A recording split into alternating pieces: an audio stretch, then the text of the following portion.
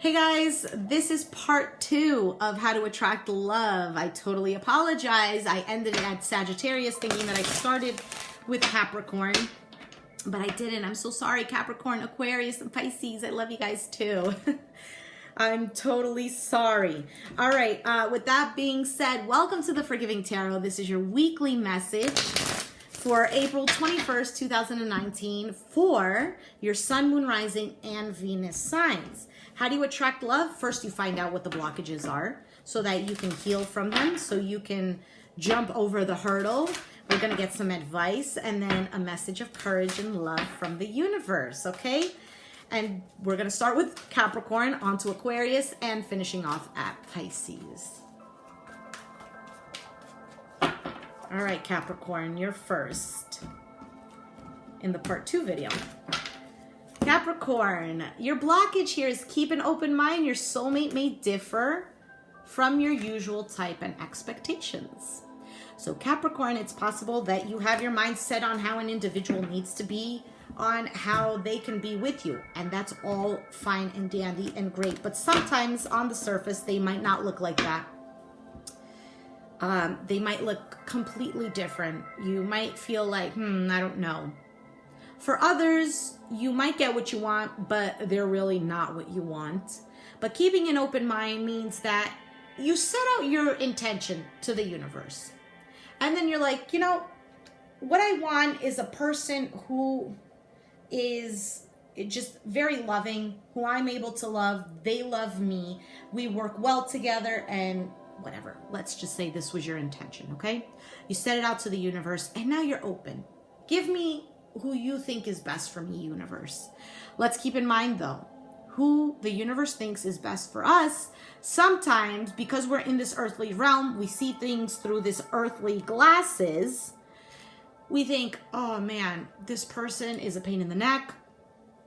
All they do is cause me trouble, but in reality, there was lessons here that you needed to learn from this individual. Doesn't mean that you need to be with them forever, okay? For some, okay. For others, no, it doesn't matter. Whatever you choose, right? You got free will. You say yes or no. Now, if you say no, it's okay. You could say goodbye. Things are done. But make sure that you learn what it is you need to learn from that relationship. Because if not, you're going to enter into another one in which it's going to resurface again. And your baggages, which are your luggage, right? Your luggages are opened up all over again. You got to sort through everything again. And if you just don't do the work and you just shove everything back in the luggage and onto the next relationship, you get what I'm saying, right, Capricorn? Keeping an open mind is also being willing and willing to accept what it is that the universe is throwing at you. Keeping an open mind that the situation that you're in might not be what you feel is the most ideal, but you are in the right place at the right time for this time being, okay? There's either things that you still need to clear up, still things that you need to learn, still things that you need to handle in a more loving sense, quote unquote loving sense. I mean like reacting out of love versus reacting out of other negative emotions such as anger and sadness and fear and whatnot. 6 of Cups. Okay, so somebody from your past might be returning, and that's why you need to keep an open mind. Hey, maybe this individual has changed. Maybe this individual wants to actually work at it with you again. I'm sorry, guys. My ear feels like I can't hear anything. Okay, so with the 6 of Cups, this is also, right, past life. It could be a new person and they're a past life partner, or someone just from your past life in which you need to experience a life with them in this lifetime. This could be a gift to an individual. Maybe it's a reconciliation and you need to keep an open mind. That reconciliation needs to be an option here because maybe there is an opportunity. Let's see what your message of hope and love is for you, Capricorn.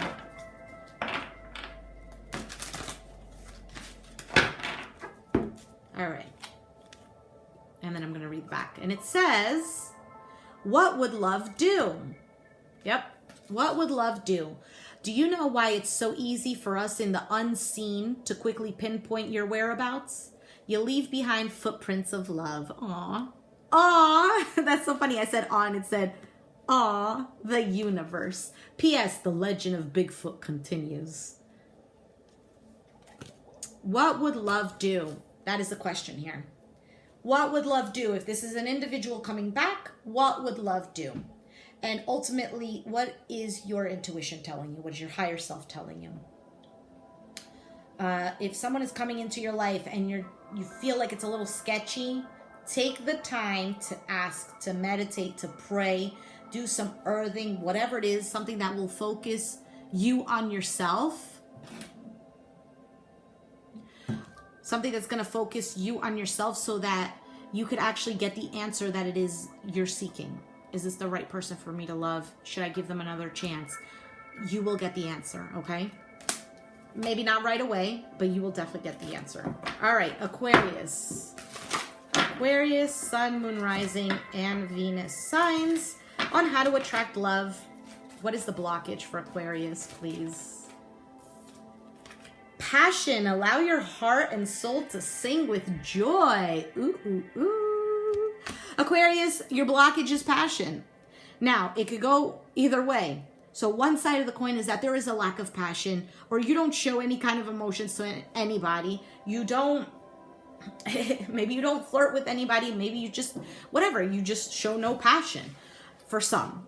For others, the blockage here is that you're showing way too much passion. Okay, that whatever you're attracting is only based on passion and not based on friendship and not based on an actual stable foundation between you and another individual. And so if there isn't anything stable underneath the house is going to crumble down, much like a relationship. If you get into a relationship that is based on passion, and this is kind of like a pattern for you, then you need to be aware of how you enter into relationships. Do you just jump right in? Check out your other planetary alignments, because those might be reasons as to why you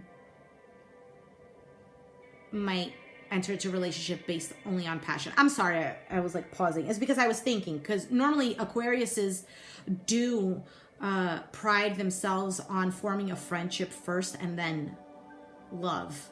Okay, but if, for example, you have a lot of fire in your chart, then absolutely passion is going to reign, because fire signs are much like, let's go now, let's do this. You know, they fall in love quickly, and then in the end, you know, the spark dies down and they're like, oops, I did it again, kind of thing, right? And Britney Spears is Sagittarius, fire sign. Anyway, with that being said, Aquarius, you love somebody, then show some passion.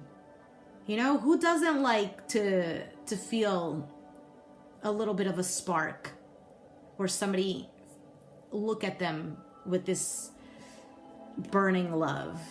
You know, maybe not all the time, but yes, sometimes. Okay, so let's get you a message of advice for Aquarius. What is the message for Aquarius? Okay, Aquarius, you have the Page of Swords here. This is you. You might be dealing with another air sign, Aquarius, Libra, Gemini. The Page of Swords here is somebody who, okay, for some, if you're being creepy, Aquarius, in which you're stalking somebody, whether it's online or in person, because you have a lot of passion for them, you need to calm it down a little bit, because somebody else might take it the wrong way, okay? For others, the Page of Swords here is somebody who's vigilant, okay? He keeps his eyes open. He's like a youngster who he doesn't want to go to sleep at night because there's still so much more, right? All this passion, there's still so much more. I don't want to let you go off of the phone, and you're like at 3 a.m. on the phone and you're falling asleep on the phone with each other, right? I don't want to let you go. But the thing is that it's still page status. That love isn't growing yet. It's still very immature, not in a bad sense, but there is a need for, well, what about when the passion dies down? Do we still like each other? Are we still friends? Do we still have things in common? You know? Page of Swords is also somebody who needs to watch his words, or her, whatever. Okay, so if Aquarius, you're the type of person where you scare people away because people get the wrong impression of what you're saying, then be mindful of your words as well, your thoughts. Being mindful of your thoughts, words, and actions. And the message for you here, and then I'm going to read the back, says, convince yourself, not others. So are you here trying to defend yourself, trying to convince somebody? Could be. The need to clarify, explain, or justify oneself in personal relationships is always self-serving. What's important is knowing the truth about why you felt the need, because it often points to insecurities that could be dealt with in more effective ways. Hi-ho, the universe. So, insecurities, Aquarius, possibly, that need to be dealt with before attracting love coming into your life. But it seems like you're going to have definitely passion in your life, okay? And if you don't, it's at your door. You just need to open it. Ugh, spam callers. I get so annoyed. All right. You know what, Aquarius? You probably got spam callers too. And the passion that you feel is a burning passion to throw your phone out the window. Don't, though. You might hit somebody in the head. Plus, your phone is probably very expensive. All right, moving on to Pisces. Hey, Pisces, welcome. This is for your Sun, Moon, Rising, and Venus signs on how to attract love. So we're going to see our blockages first. What is blocking us from receiving the love? The advice that we need to receive. A message of hope and courage from the universe, Pisces.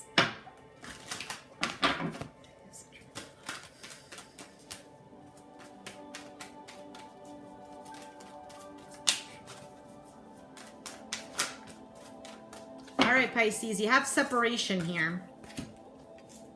That flew out. Time apart from your partner is on the horizon. Okay. So Pisces, this could go several ways.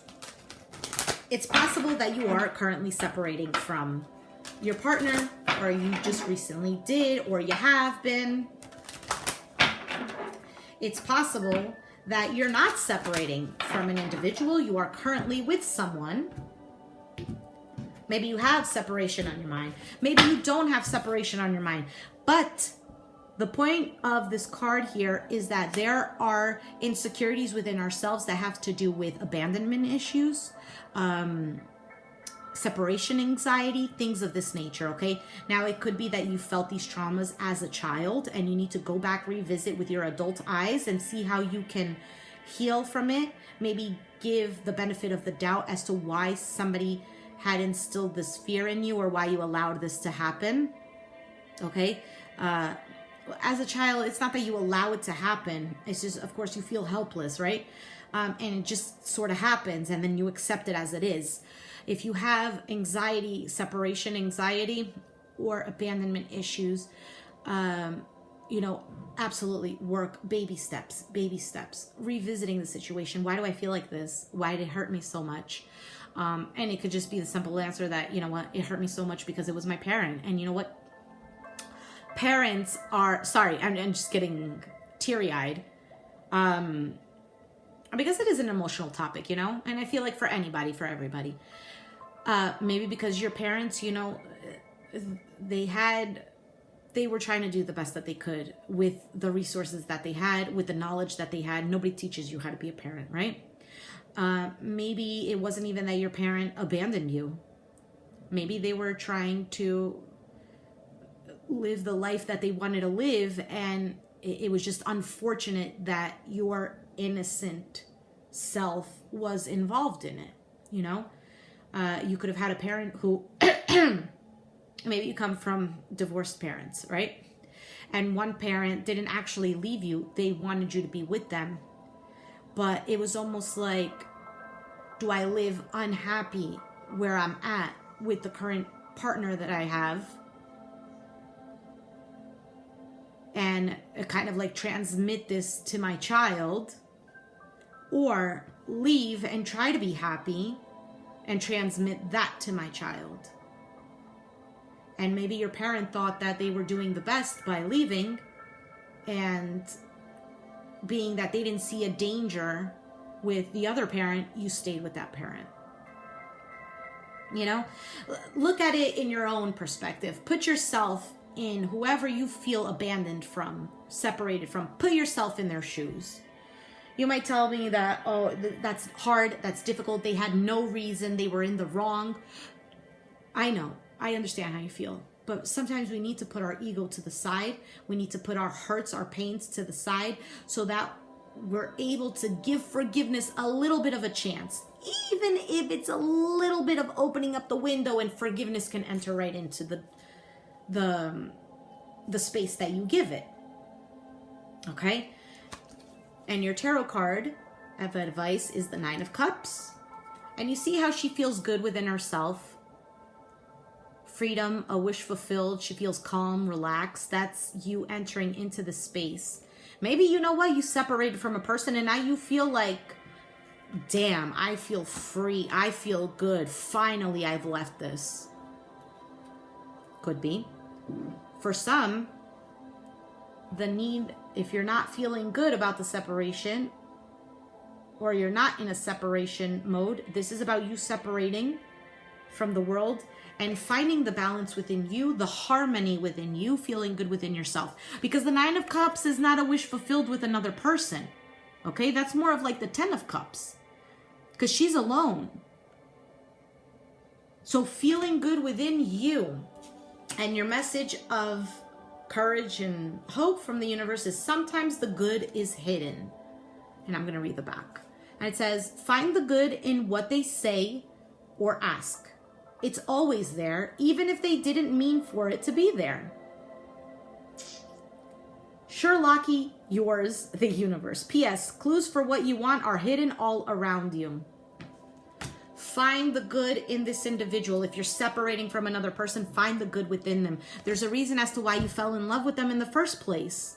Go back to that moment, and from there, try to find how you can communicate with them so that you could have closure to close the cycle with them, and then be on your merry way onto a healthier relationship. For others, is find the good within the situation that you're in if you're not involved with anyone. And feel peace within you, because it's there. It's already there. It's just we let our egos block our eyes from seeing good. Good is all around us. The world is not pure evil. People are not just pure evil. Yes, some are, and some just tend to live in that kind of lifestyle. But if God is love, okay? Universe, God is whatever label you want to give it, okay? Normally I will say God or universe. So if universe is love, the universe created the world. Everything around the world is love. We look at the trees, we look at nature, we look at the weather. We're in awe, in amazement, and it's like we feel at peace. Did you ever take the time to just do some earthing? If you don't know what it is, you should look it up. It's walking barefoot on the ground, like on the soil. It's really good. It connects you to your natural self. It's organic. All right. Doing some earthing, or just taking the time to smell the fresh air. Go into a location where there's a lot of trees, or go to the beach and sit there and feel the sand in your toes, the water, the smell of the salty air. And if you're not privileged enough to live in areas that are close to you of that nature, then take a drive, or just, take the time that you can to be involved in nature. Even if it's like you're sitting in your, what is that thing called? The outside veranda? If you have one, whatever, the fire case, the fire steps, or whatever else. I don't even know. I can't even speak right now. take the time to like focus on a flower, go to the park or something, and just get away from technology for a second. And especially you, Pisces, because you are very connected to the universe. All right? You are very much already in this state. It's just things that happen bombard us and kind of make us forget where we come from. All right? Good is always around you. It's just looking for it. If you do some journaling, write down every day what you are grateful for. If you think you're grateful for nothing, well, at least I'm grateful that the sun is shining today and it feels nice and warm and I'm loving it. Let's say you say, oh, well, I have a shitty life and the weather, it's raining and snowing and it's just gloomy outside. What do I have to be thankful for? Well, at least you got a pair of shoes, right? Whatever, little things. You know what I mean, Pisces. All right, if you guys resonated with this, if you enjoyed this, let me know down in the comments down below, please. Hit the like button if you like this video. Be sure to subscribe if you haven't already, and I'll catch you guys next time. Thanks for watching. Bye.